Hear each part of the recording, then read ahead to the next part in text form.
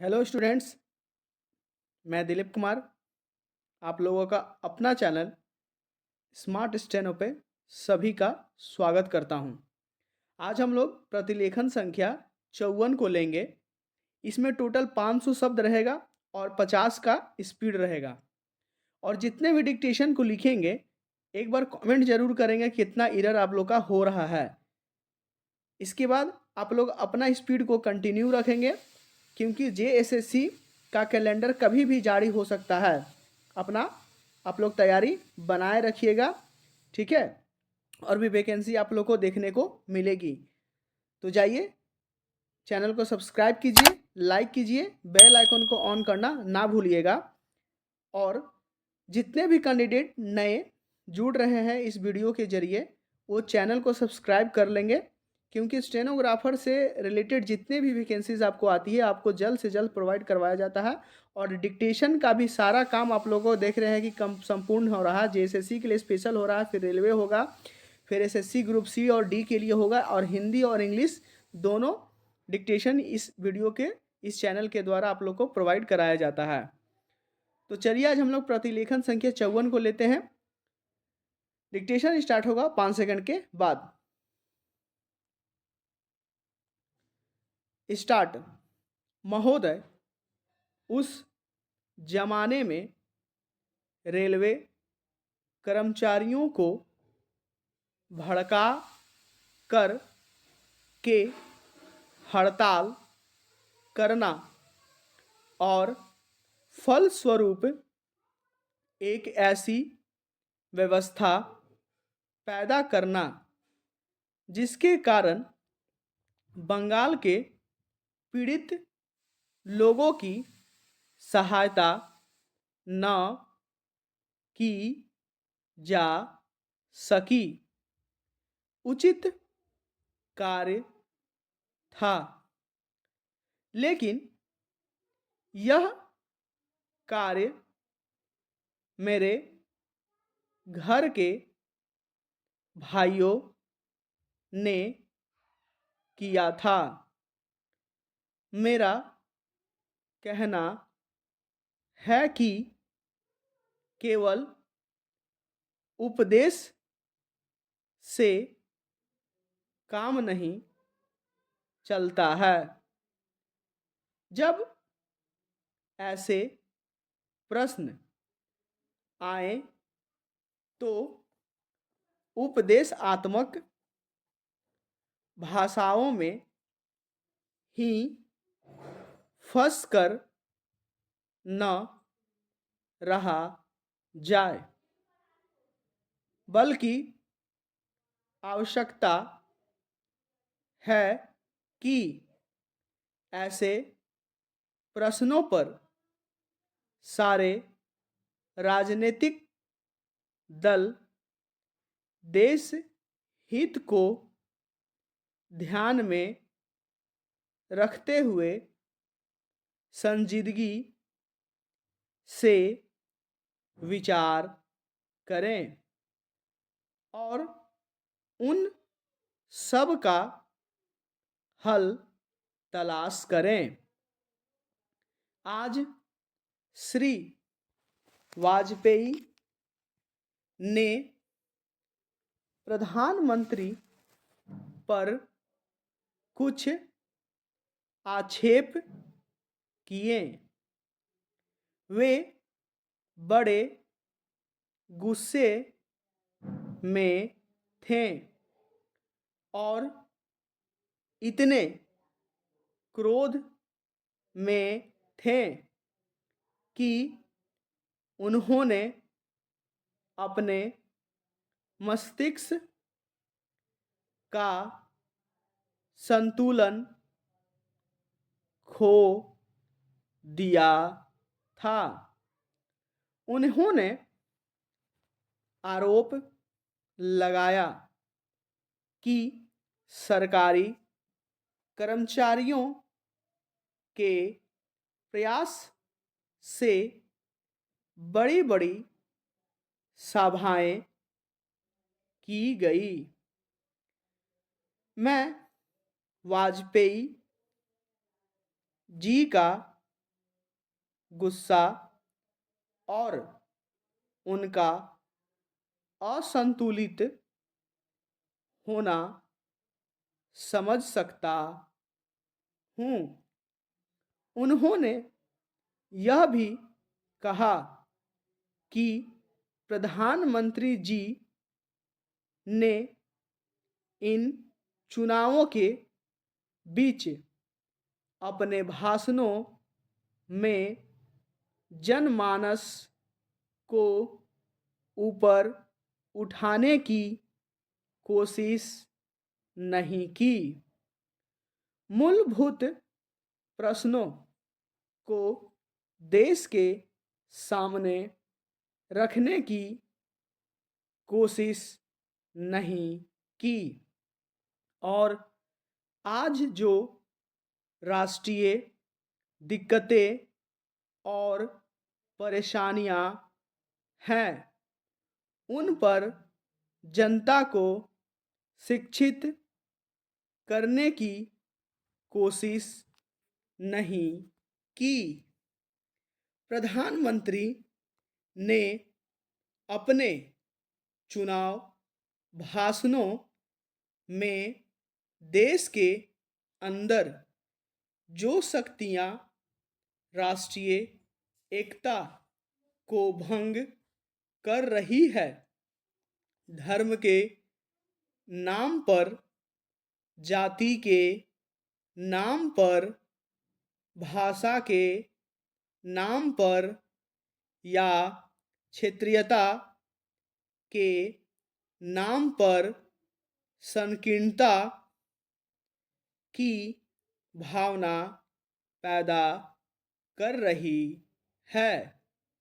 जनता को उनसे सजग किया। प्रधानमंत्री जी ने इस बात को अनुभव किया था कि उत्तर प्रदेश, बिहार और उत्तर भारत के समस्त हिंदी बोलने वाले इलाकों में जनसंघ संकीर्णता की भावना का प्रचार कर रहा है। जिस प्रकार से जनसंघ सांप्रदायिकता की भावना को बढ़ावा दे रहा है, राष्ट्रीय शक्तियों को तोड़ने की नीति चला रहा है, उससे हमारे राष्ट्रीय मूल, राष्ट्रीय नीतियां और राष्ट्रीय एकता खतरे में है। इसलिए प्रधानमंत्री ने जनसंघ के ऊपर इस बात का प्रहार किया था कि वह सांप्रदायिक शक्ति है और उससे जनता को सावधान हो जाना चाहिए। आज जो वाजपेयी जी का गुस्सा है उसको हम समझ सकते हैं।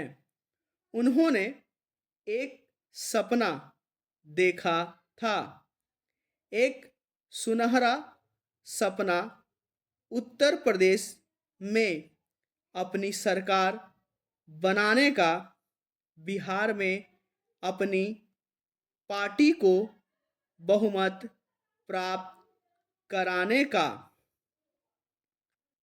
मैं समझती हूँ कि अगर इससे हमारी गति कुछ धीमी भी रहती है तो भी हमारी प्रक्रिया को बल मिलता है और हम जो भी काम हाथ में लेते हैं उसे बल मिलता है। दूसरा तरीका मिश्रित अर्थव्यवस्था का है, जिससे शायद कुछ लोग सहमत नहीं है, लेकिन जिसे हमने अपने लिए निर्धारित किया है। ऐसी अर्थव्यवस्था की अनेक त्रुटियां भी होती है, लेकिन हमारे देश में आज जो परिस्थिति है उसमें हमारी सरकार हमारे पूर्ववर्तियों और आज के सहयोगियों ने यह अनुभव किया कि हमें इस तरीके को अपनाकर चलना चाहिए। पूर्ण विराम। ये हम लोगों ने टोटल 500 शब्द लिया है और 50 का स्पीड है जो जेसीसी ने बोला है। डिक्टेशन को, श्रुति लेखन को लिखने के बाद आप लोग टाइप या रीड जरूर करेंगे, या कॉपी में जो अभी स्टार्टिंग करना चाह रहे हैं, डिक्टेशन जो स्टार्ट किए, जो 50 का पहली बार लिख रहे हैं, उनके लिए मैं बताना चाहूँगा कि पहले वो कॉपी में लिखेंगे, ट्रांसक्राइब कॉपी में करेंगे, ठीक है। इसके बाद वो टाइप कर सकते हैं। और जो कॉपी में पहले एक बार जितना भी मैटर में आपको लोगों को शुरू से एक से बता रहा हूँ, एक नंबर से जितना मैं अब चलते जा रहा हूँ पूरा खत्म करवाऊंगा, ठीक है। रामधारी सिंह गुप्ता को खत्म करवाऊंगा, तो उसको पहले एक बार लिखिए आप लोग कॉपी में, ठीक है। डिक्टेशन लिखने के बाद कॉपी में जरूर लिखिएगा, इसके बाद टाइप करना आप लोग चालू कीजिए। तो इससे आप लोग का जो दिक्कतें होती है मात्रा उतरा की, उसमें बहुत सारा आप लोग को समझ में आएगा कि कहाँ मेरा क्या गलती हो रहा था, ठीक है। तो आप लोग लिखेंगे पहले, इसके बाद टाइप करेंगे और मुझे कमेंट करेंगे, ठीक है, लिखने के बाद भी, ठीक है, या टाइप करने के बाद भी, या रीड करने के बाद भी कि सर इतना मेरा कमेंट, सर इतना एरर हो रहा है, ठीक है। अब हम लोग लेंगे 80 का स्पीड को, और इसका भी टोटल 500 शब्द होगा, सेम मैटर को ही हम लोग लेंगे, ठीक है। 80 का स्पीड को हमेशा आप लोग को बना के ही रखना है, ताकि ये 80 का स्पीड आप लोग को आ गया ना, तो ऑल ओवर इंडिया में कहीं भी वैकेंसीज आप लोग को आएगी तो दिक्कत आप लोग को नहीं होगा। और हिंदी में आप लोग को एक देखिएगा मेरा वीडियो में, पीछे वीडियो ले, इससे पहले जो वीडियो मैं दूंगा उसमें दिया हुआ है, आप लोग राजस्थान हाईकोर्ट का आप लोग देखे न्यूज़ में आया है, उसमें हिंदी 70 का स्पीड मांगा था। हिंदी डिक्टेशन में ही एक ऐसा है कि स्पीड कम रहता है, ठीक है। तो चलिए आज हम लोग लिखते हैं 80 का स्पीड। डिक्टेशन स्टार्ट होगा 5 सेकंड के बाद। स्टार्ट। महोदय, उस जमाने में रेलवे कर्मचारियों को भड़काकर के हड़ताल करना और फलस्वरूप एक ऐसी व्यवस्था पैदा करना जिसके कारण बंगाल के पीड़ित लोगों की सहायता न की जा सकी, उचित कार्य था, लेकिन यह कार्य मेरे घर के भाइयों ने किया था। मेरा कहना है कि केवल उपदेश से काम नहीं चलता है। जब ऐसे प्रश्न आए तो उपदेशात्मक भाषाओं में ही फंसकर न रहा जाए, बल्कि आवश्यकता है कि ऐसे प्रश्नों पर सारे राजनीतिक दल देश हित को ध्यान में रखते हुए संजीदगी से विचार करें और उन सब का हल तलाश करें। आज श्री वाजपेयी ने प्रधानमंत्री पर कुछ आक्षेप किए। वे बड़े गुस्से में थे और इतने क्रोध में थे कि उन्होंने अपने मस्तिष्क का संतुलन खो दिया था। उन्होंने आरोप लगाया कि सरकारी कर्मचारियों के प्रयास से बड़ी बड़ी सभाएं की गई। मैं वाजपेयी जी का गुस्सा और उनका असंतुलित होना समझ सकता हूँ।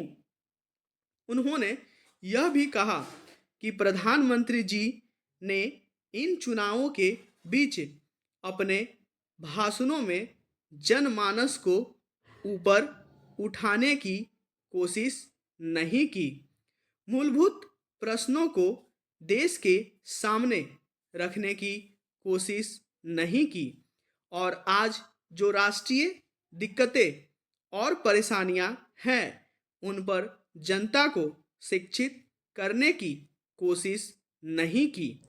प्रधानमंत्री ने अपने चुनाव भाषणों में देश के अंदर जो शक्तियां राष्ट्रीय एकता को भंग कर रही है, धर्म के नाम पर, जाति के नाम पर, भाषा के नाम पर या क्षेत्रीयता के नाम पर संकीर्णता की भावना पैदा कर रही है, जनता को उनसे सजग किया।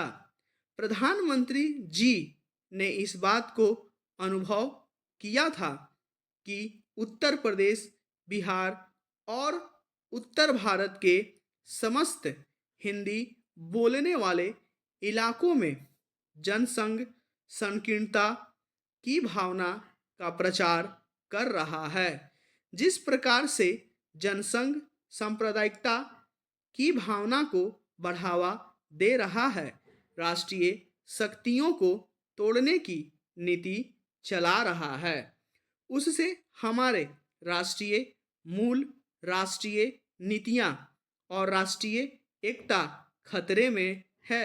इसलिए प्रधानमंत्री ने जनसंघ के ऊपर इस बात का प्रहार किया था कि वह सांप्रदायिक शक्ति है और उससे जनता को सावधान हो जाना चाहिए। आज जो वाजपेयी जी का गुस्सा है उसको हम समझ सकते हैं। उन्होंने एक सपना देखा था, एक सुनहरा सपना उत्तर प्रदेश में अपनी सरकार बनाने का, बिहार में अपनी पार्टी को बहुमत प्राप्त कराने का। मैं समझती हूँ कि अगर इससे हमारी गति कुछ धीमी भी रहती है तो भी हमारी प्रक्रिया को बल मिलता है और हम जो भी काम हाथ में लेते हैं उसे बल मिलता है। दूसरा तरीका मिश्रित अर्थव्यवस्था का है, जिससे शायद कुछ लोग सहमत नहीं हैं, लेकिन जिसे हमने अपने लिए निर्धारित किया है। ऐसी अर्थव्यवस्था की अनेक त्रुटियां भी होती है, लेकिन हमारे देश में आज जो परिस्थिति है उसमें हमारी सरकार, हमारे पूर्ववर्तियों और आज के सहयोगियों ने यह अनुभव किया कि हमें इस तरीके को अपनाकर चलना चाहिए। पूर्ण विराम। ये हम लोगों ने टोटल 500 शब्द लिया और 80 का स्पीड को लिया है इसमें हम लोग, ठीक है। ये मैटर जो लिख लेगा उनको किसी तरह का कोई एग्जाम में दिक्कत नहीं आएगा, ठीक है। और अपना स्पीड को हमेशा इंक्रीज ही करना है, ठीक है ना। अभी मैं 80 ही फिलहाल दे रहा हूँ, अभी 100 का स्पीड नहीं दे रहा हूँ आप लोग को, तो 80 लास्ट में कर रहा हूँ अभी, ठीक है। और ये डिक्टेशन लिखने के बाद भी मुझे ज़रूर कमेंट करेंगे आप लोग का कितना एरर हो रहा। और मेरे बहुत सारे अच्छे स्टूडेंट हैं जिनका अभी बहुत कम एरर जा रहा है, ठीक है। और उनका बहुत अच्छा तैयारी, आप लोग लगे रहिए, इस बार आप लोग का दम पक्का दम हो जाएगा, ठीक है। आप लोग अच्छे से दम तैयारी करते रहिएगा। तो आज का हम लोग का सेशन यहीं पे समाप्त करते हैं, ठीक है। तब तक के लिए धन्यवाद।